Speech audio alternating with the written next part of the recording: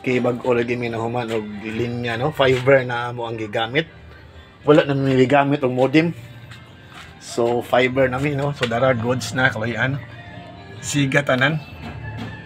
Naani sa mga 150 meters ang fiber cable mo nagagamit na mo.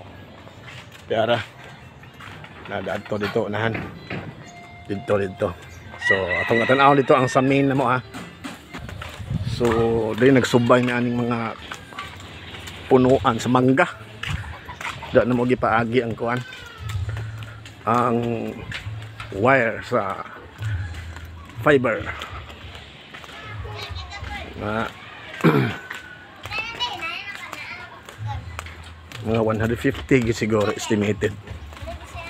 Kay layo man jud. Yan. Di, wala ko ano, hindi niya may fiber. Tora o. Na, diha may ko ang kustiha diha o. Di, naglinya may daari. So, dara. Muna yung mua.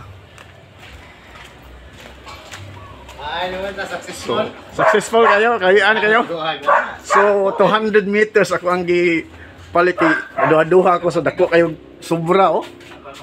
Dako kay sobra. Yeah.